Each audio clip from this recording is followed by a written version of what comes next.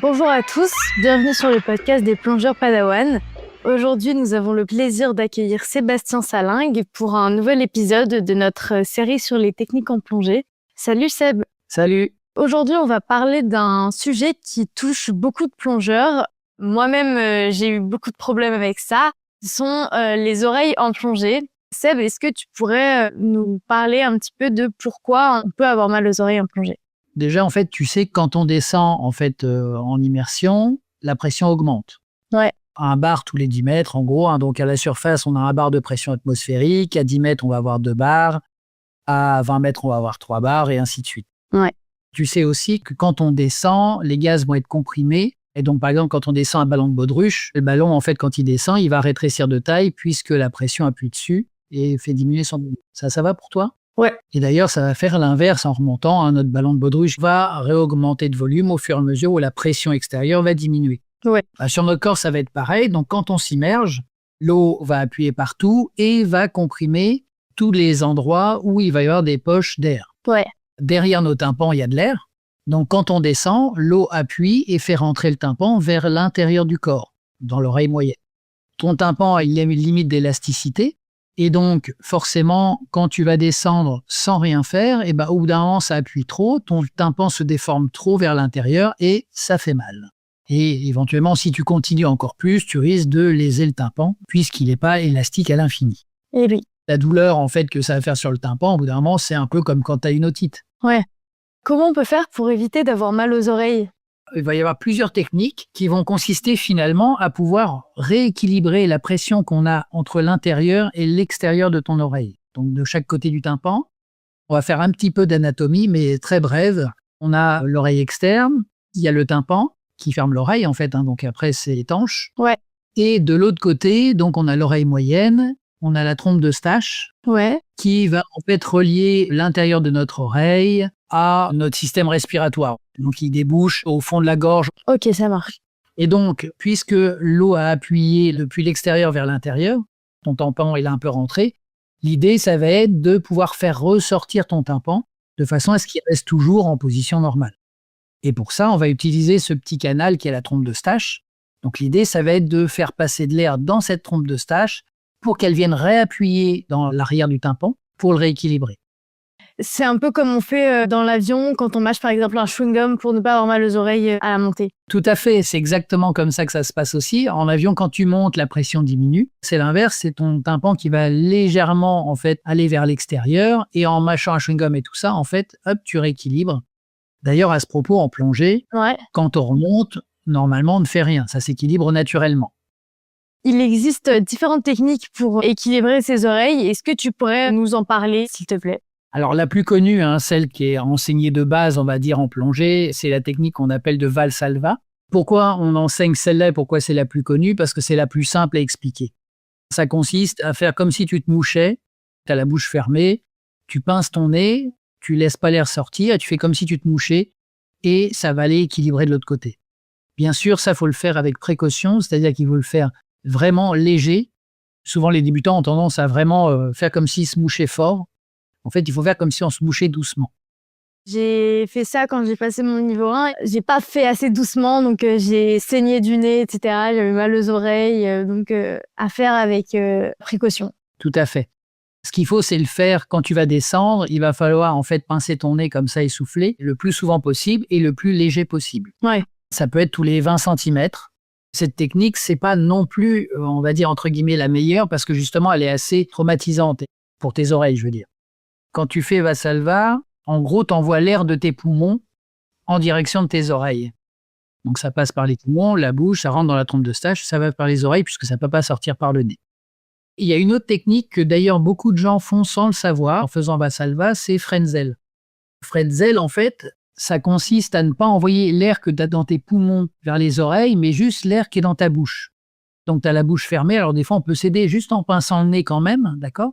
Mais ce que tu fais, c'est que tu ramènes ta langue vers l'arrière et vers le haut de ta gorge, ce qui fait que ça va pousser le peu d'air qui est dans ta bouche dans la trompe d'Eustache et aller repousser tes tympans.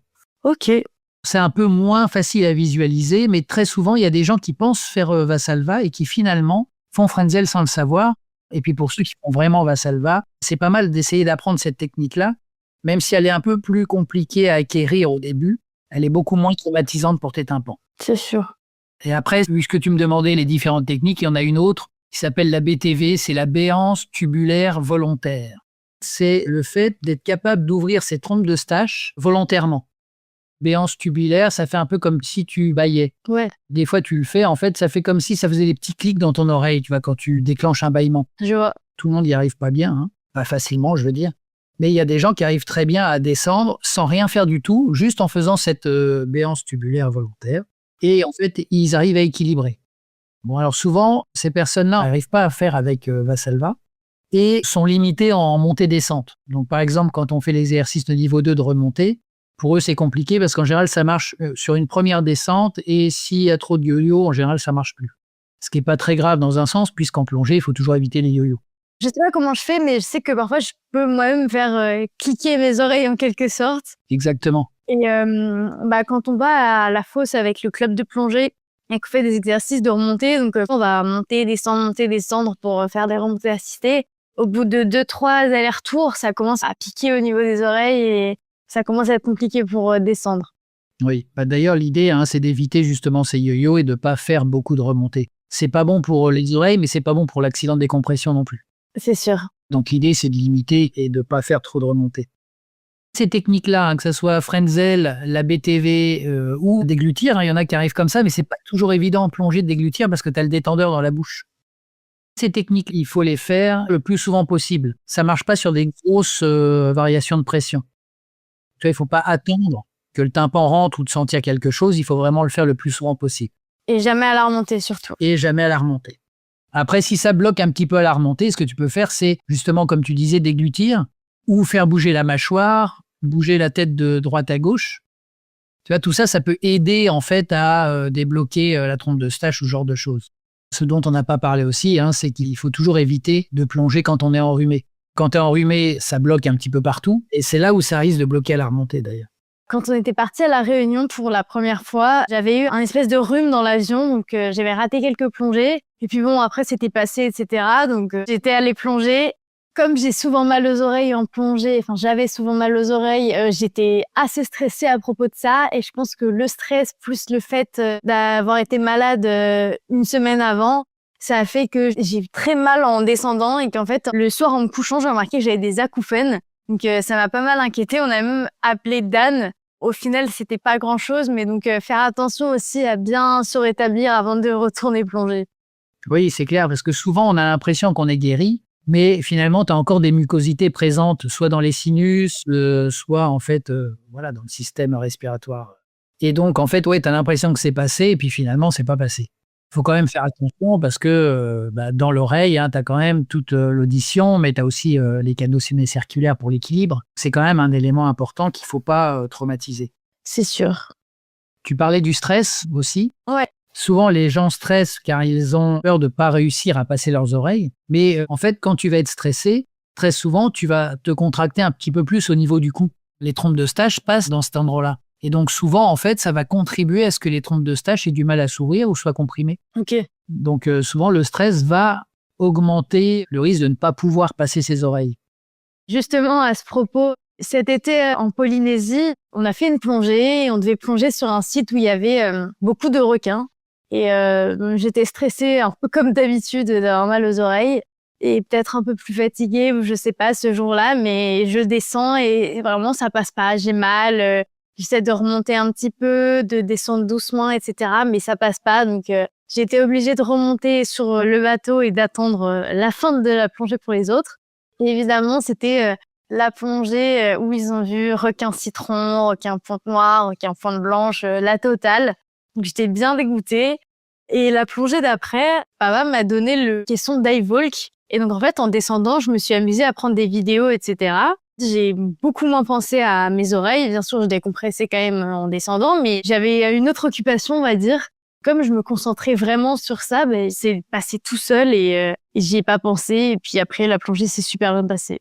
Oui, donc tu vois sûrement que là, tu n'arrivais pas à passer tes oreilles parce que tu étais peut-être trop stressé de ne pas réussir à les passer. C'est ça. Et le fait que tu penses à autre chose, tu étais plus détendu.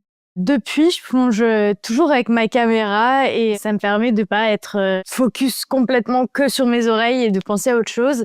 Et depuis, j'ai plus de problèmes d'oreilles en plongée. Et j'ai essayé aussi le baume Scaphander qui aidait pas mal. Donc voilà mes petites expériences. Et je tiens à préciser que on n'est sponsorisé ni par Scaphander ni par Dave Volk.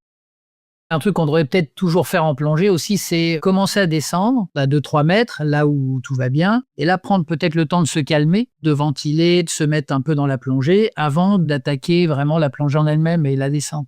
Après, ça dépend bien sûr à des situations et des plongées. Quand tu as mal, quand tes oreilles te font mal quand tu descends, c'est donc que tu as raté le moment où il fallait les passer. Ce qu'il faut pour que ça puisse passer, c'est qu'il faut remonter au-dessus du moment où tu as raté. Il faut vraiment remonter jusqu'à ce que tout soit bien et pas stresser. Souvent aussi, le stress va monter parce qu'on se dit qu'on embête tout le monde. Les autres, ils descendent, tu descends pas. Alors du coup, ça monte en stress. Tu te crispes, tu essayes de faire passer et forcément, plus tu essayes, moins ça passe. Un truc qui peut aider aussi à se déstresser, c'est de bouger un peu le cou. Tu fais des mouvements de rotation un peu de la tête pour que ton cou soit plus détendu ou le forcer à se détendre un petit peu. Des fois, ça marche en regardant vers le haut aussi. Ce qui peut être bien aussi quand on a eu du mal à passer ses oreilles et tout ça, c'est éventuellement de se faire aider de son binôme. Parce que souvent, en fait, on a le problème d'oreille et tout ça, et donc de se stabiliser en pleine eau, c'est pas toujours évident. Si on a le binôme à côté qui peut aider aussi à remonter des quelques mètres, à refaire une descente mais lente, ça peut être assez utile. Si ça ne passe pas, il faut pas insister et puis mettre fin à la plongée, parce que ça sert à rien de s'abîmer les oreilles. Et si en remontant de plongée, on a mal aux oreilles, ce genre de choses, il faut aussi ne pas hésiter à aller consulter un médecin ORL. Exactement. Donc pour résumer, il faut pas plonger quand on est malade. Lors de la descente, il faut faire très tôt et très régulièrement des manœuvres pour équilibrer ses oreilles. Et si jamais ça passe pas, on remonte d'1 ou 2 mètres. On se fait éventuellement aider par son binôme pour se stabiliser. On redescend tout doucement et on fait bien les manœuvres très régulièrement pour pas que l'oreille bloque. À la remontée, surtout pas de manœuvre. Après la plongée, il faut aussi bien rincer ses oreilles à l'eau douce. Impeccable. Merci beaucoup Seb. On se retrouve le mois prochain pour un nouvel épisode. Au revoir les plongeurs Padawan. Au revoir. Si vous avez aimé cet épisode, n'hésitez pas à mettre un petit cœur ou un pouce en l'air. Vous pouvez aussi nous mettre 5 étoiles sur votre plateforme de podcast préférée. Retrouvez-nous aussi sur Instagram, LinkedIn, YouTube, Facebook ou sur notre site lesplongeurspadawan.com. À bientôt pour un nouvel épisode.